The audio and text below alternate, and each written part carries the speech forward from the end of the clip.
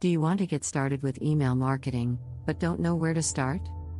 Do you want to send emails to your audience, but don't know how much is too much? Do you struggle with thinking about what to send to your audience? Like you, the world of email marketing was foreign to me in the beginning. Everybody is talking about creating an email list, but you feel you still don't have enough information to get started. Have no fear, we got you. In this article, we're going to be talking about 3 things: what to send, how often to email, and what converts. Sounds interesting? Give me a follow and let's get into it. But wait, why is email so important? In a nutshell, email marketing allows you to build your own audience. If you have a following on social media, you don't own your audience, the platform does. Consider email as a backup way to communicate with your audience if your social media presence goes kaput. Finally, with email you can send automated content to your subscribers from the moment a person subscribes, giving value to your audience from the beginning with no extra effort. What do I send to my email list?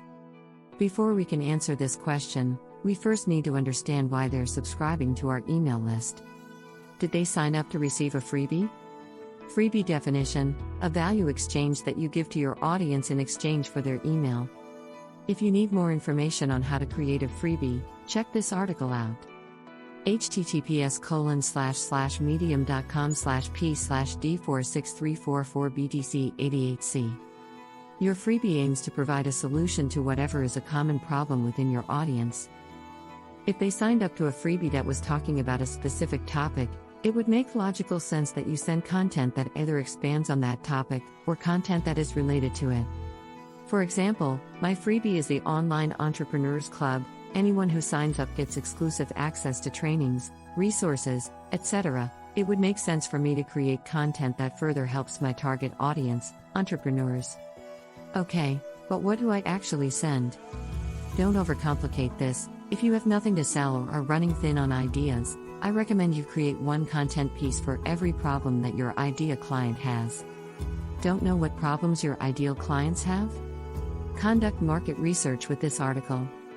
https://medium.com/new-writers-welcome/guide how to conduct market research for your dream client. See 8583b5614d6. How often should I send emails to my list? There is no one-size-fits-all answer. The better question is, how many emails can I realistically send with my current resources? What works well for me may not work well for you. What matters most is consistency. If you want to start small by sending 1 email every month, do that. Create a realistic goal and then stay committed. If you're an absolute beginner, then I would start with sending 1 email per month. Once you get in the groove of things, you can choose to send out an email every other week, once a week, and then daily. Again, it all depends on your capacity. If you're strapped for time, my recommendation is to create email automation sequences. Albeit, we would consider it a more advanced activity, but it saves you time in the long run. You can read more information about email marketing and sequences here. https://lifelewithtina.medium.com/list/19463e3c7e. What converts well in email? Higher conversions result from higher consistency. If you continuously provide value to your audience, then you're inherently warming them up.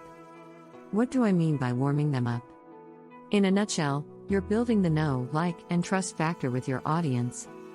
For example, would you buy from someone who continuously provides value? Or from someone who sells to you once, but you've never heard of them before? Get my point? Going deeper, the point I'm trying to make to you is that your consistency reflects your ability to show up.